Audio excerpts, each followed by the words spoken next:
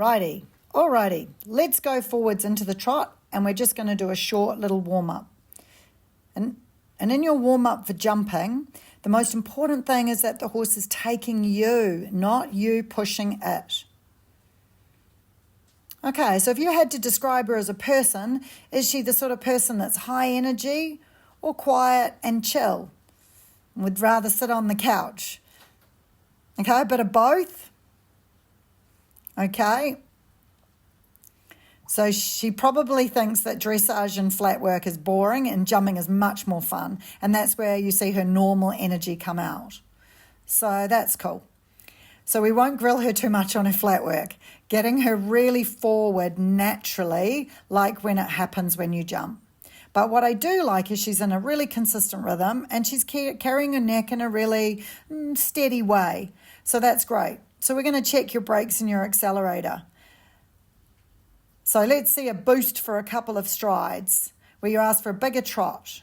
Good enough, yeah. We're just looking for a reaction instantly as soon as we send her forward. She just got a little unsettled with her neck and came out of the contact. Ride the trot, slightly bigger again. Good. And then we bring her back. Good. Just keeping your outside rein a little shorter because we want the outside rein steady rather than getting loose and big and gaping. Another big trot for a couple of strides. Close the leg and press her in front of your leg. And then you bring her back, keeping the bend in your elbow. Good. Prepare to walk. Sit to the trot. Engage your core and walk. Good. And then make a little half circle to lift and change the rein. And then we pick up the trot here. And when you're working her and you're thinking about reaction, how long does it take to get her to go? How long does it take her to come back to you? Because when there's a jump in the way, it has to be quickly. Ride the trot bigger now. So close the leg, push the hands together a little. Nice. And then bring it back to working trot. Good. Hands together.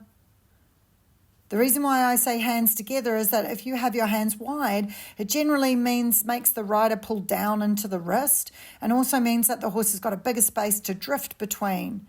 Keeping the hands together at the top of the shoulders helps the horse channel him like a railway track. And they get between your leg and between your hand. Bringing her back together. Hey, so she's pretty obedient, huh? You ask her to go, she's polite, she goes, and then she comes back to you. First little halt there, teaching her as well, warming up the squat muscles. And halt squatting down into her hindquarters. Good girl. Prepare to trot and go. And then we ask her to trot from the trot. We really stay still with the body so it's coming from the legs. Okay, let's have a look at your canter. So when you're ready, hands together and canter. Yep, so a little bit sticky. Often they are on the first one. So what do you reckon to the canter? How does it feel? Pretty normal? Yeah, pretty normal. But I would say if I had to judge it, the first thing I would say is that it's a bit short and a bit choppy. Yeah, so let's see if we can make it bigger. I don't mind if you make the circle a little bit more like an egg shape or rectangle, so she's got a little bit more room. And then along that fence there, show me a bigger canter. Yeah. And now sit up a little bit and shorten there. Good. And ride it bigger again. And go. Legs on. Go. And sit up a little and shorten a bit again. Good. One more time. Ready for a bigger and go. Close your leg. Go. Good. And shorten. Sitting up. Belly button up. That's all right. We'll just get her back together again. Good. Hands together. Yeah. Well done. And canter. So if the horse struggles to break into the canter, rather than a squeeze, use your heel and a bit of a tap. Okay? So go back to the trot. We're going to try it again. We'll shorten up the reins, just a smidgy. Good. And when you ask her this time, make it more of a nudge with your heel. Yeah, now see, that's totally smooth and accurate because you said it now instead of press, press, press. Good. When you're ready, we'll go back to the trot. Nice. And you see how that canter, that second and third one, just had a little bit more of a feeling like she was taking you. Good girl. Your reign's just a smidgy long, because when the rein gets slightly too long, what happens is that you end up pulling down to the wither. Let's change the rein anyway, and we'll go the other direction. And when we're jumping, we want to the whole time in canter. So the daily schooling, we should be cantering as much as you're trotting. Nice. Remember, when you ask her to canter this way, it's more of a nudge with your inside leg rather than a pressing squeeze, squeeze, squeeze. So that when you're ready, a little nudge and canter. Yeah, super. Well done. Let's make the canter a little bit bigger again. Push her bigger. Big. Good. A little bit more. Good. And now sit up and think of squeezing with your leg. Lift your belly button up. So you think uphill. Uphill with your upper body. Good. Close your leg. Ride the canter bigger and go, go, go. Good. And sit up again. Belly button up. So we keep jumping uphill. Ride the canter uphill. Uphill, good for the canter again. And go. Adjustability is always the most important thing. Good. And sit up, shorten with energy. And see how hard it is when you've made it longer. It's harder to bring her back. And that's normal because, of course, we keep ruining the balance of the canter by making it longer. And that's what's going to happen when she's jumped a couple of fences, yeah? She might fly over one and then you land with a really long strung out canter. And then you've got to bring it back together again. So that's why we're going big, coming back, going big, coming back. Because I'm kind of like making it so that flat so that we can bring it back together and organize it here. Good. When you're ready, make a transition to walk. Good. And give her a little scratch on the neck. Good girl. And then we're going to go over here and do some canter pole exercises. And every day that you school her, it'd be really helpful for her to do some work over some poles on the ground, because not only does it improve the adjustability and the rhythm for your flat work, it's great for your eye, for your jumping. Yeah, and also if she gets a little excited, the more rails you do, the more it just becomes, oh yeah, normal.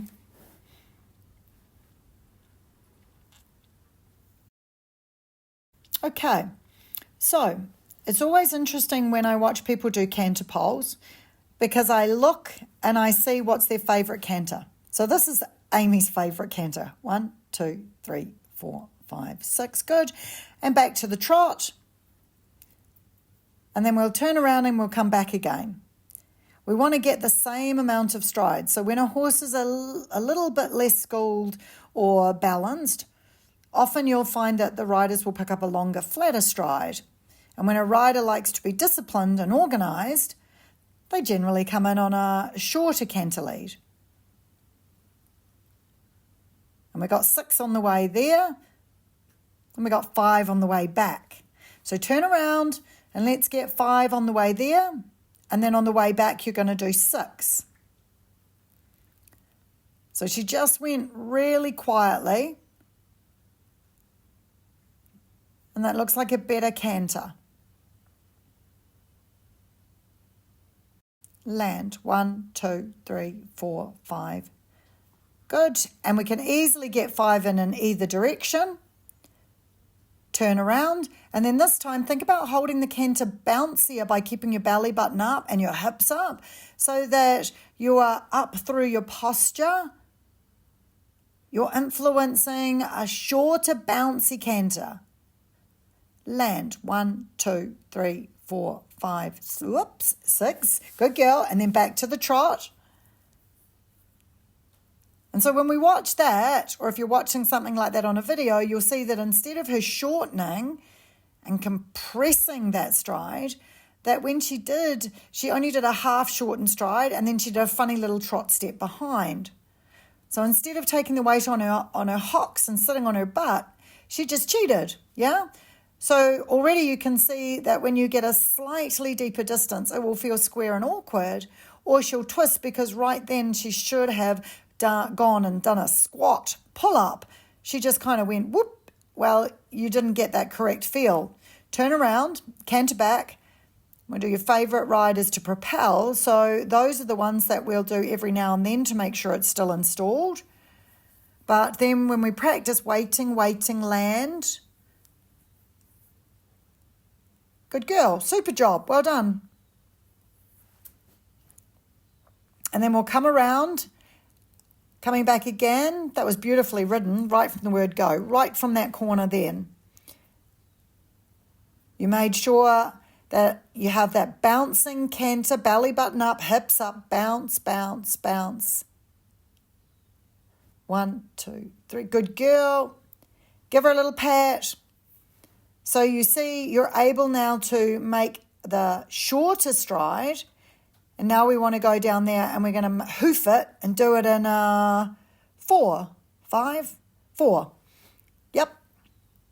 So you have to think cross country. Yep. So you can go into your 2-point and make it really big. And then you have to come back in 6 again. So pick up. And the reason why we're doing this is that we want to feel like it's like in real life. You can't just say, oh, stay in a collected canter all the time. You need to make a much bigger canter, heaps bigger. Think cross country. Go for it. Go for it. Go. Yeah, good girl. Fantastic. And then we're going to turn around, really get her to come back and think about sitting on her backside, getting her nice and balanced. And then we're going to come back in a really nice collected 6. The more you practice this, like when I jump my horses, I would practice this every single time because I want the horse to be able to stand off and then come back and wait. Sitting up, sitting up, sitting up. Talk about a model citizen, Amy. That's fantastic. Give her a big pat. So when you look at that, you think, gosh, there's no way this horse should find awkward distances uncomfortable because it's super adjustable and really balanced. The difference will be, I can tell you straight away, is that when you see a distance that you think, that's a bit ugly, you probably get a bit tight. And so then she goes, oh gosh, that's awkward. And so she feels that real uncomfortable feeling. Whereas if you get really thinking about the beat and the rhythm, you'll find it just gets easier. Right, so first up, we're going to have a little practice over a very straightforward fence. Actually, let's come over here to this orange one. Nicely done. Excellent. And back to the trot, turn around and then canter back. And I always count from 1 upwards because it helps keep your brain nice and organised rather than 5, 4, 3, 2, 1. And we noticed that when you jumped in, there was only 1, 2, 3, and then you restarted again. Try to keep counting 4, 5, 6. It helps keep a smooth rhythm. Try it again.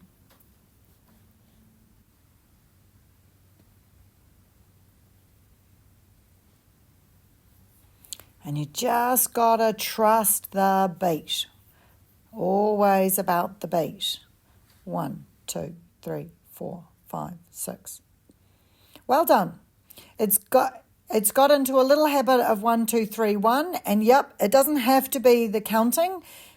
If you had a position fault, I would be saying heels, heels, heels, or chin up, up, up, up, up. Beautiful. Because the counting, especially if you're a perfectionist, the counting sometimes makes you overthink it. Did you notice that time without counting and me just saying up, we were thinking about chin up, and that was probably the nicest ride you've had, eh? Yeah. So I wonder whether sometimes when you hear the counting, it makes you anticipate whether it's going to be right or not. So I'm just going to change that. So you're going to focus on something that helps you think about the quality. We're trying to build trust and saying to the horse, if you have a good canter, any of these distances will work. Hands floating, say the word in the beat. Excellent. Up, up. Encouraging your chin to stay up. How nice was that, huh? Woohoo! That was gorgeous. Pretty nice, huh? And beautiful. Like she just went woo in the air.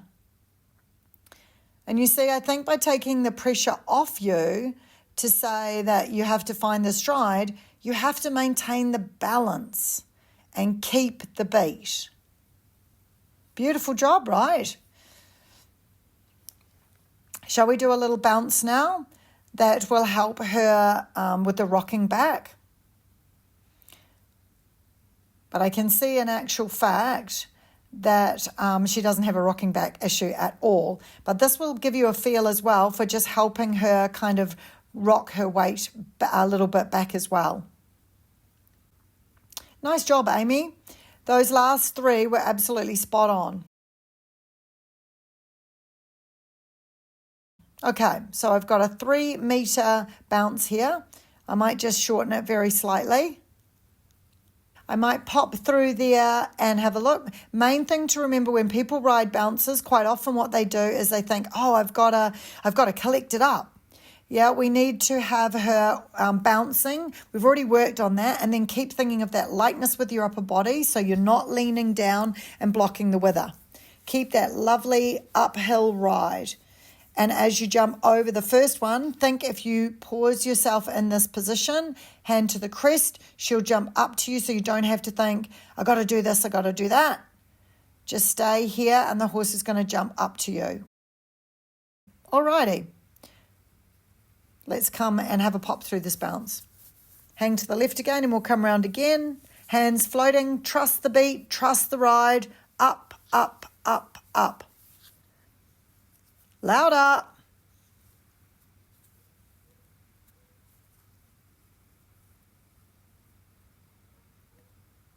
Excellent. Good job making sure you land into the heel and come again. I know you're saying she's just like the model citizen today. Let the hand flow in front of you with the belly button up.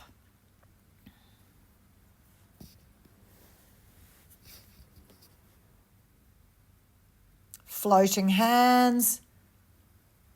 Up, up, up, up. Good girl. And walk and give her a little pat. And that one there was definitely a little closer and you sat up beautifully and owned it. You did a really good job. She tipped it with her hind feet, and that's just because she was thinking, gosh, I'm a little close. I'm going to have to get my legs up quite quick. So that's why I have a really chunky ground pole, right? If this were here, that means it would mean that she has to rush. But whereas here, this is holding her off the front of the jump and helping her get a quality fence. All right, let's jump it one more time. Up, up, up, up, up, up. Beautiful. Awesome job. Give her a big pat now. Look at you. You're just arriving deeper distances now, happening absolutely fine, aren't they? And I think also by just instead of counting the word up helps you trust that if it's coming deep, you're already kind of sitting up ready for it. Well done. Sweet, righto. So what we've got set up here is a 4-stride distance.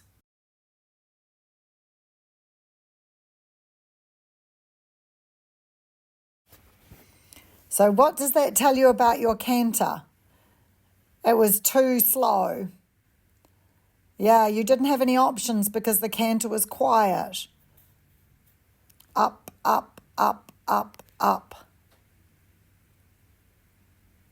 Super job. Ride the canter a little bit bigger in the turn. Good girl. Up, up, up.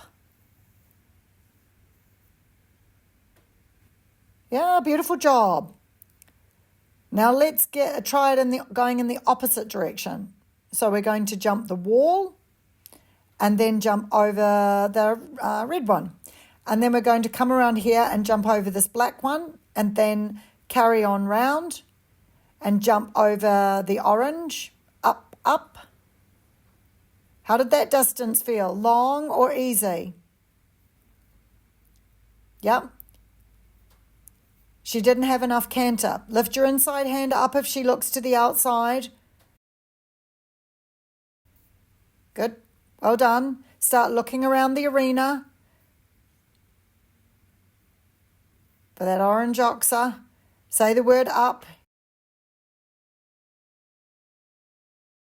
Yeah. Super job. Good girl. Eyes on the fence early. Remember what we talked about, being disciplined? Yeah. So if you see the distance was slightly deep, and instead of panicking, yep, you just trusted it. Trust the beat out loud. Taking that horse's canter beat and you're sticking with it. Good girl. Wow, it's beginning to get bigger, bigger, bigger, bigger.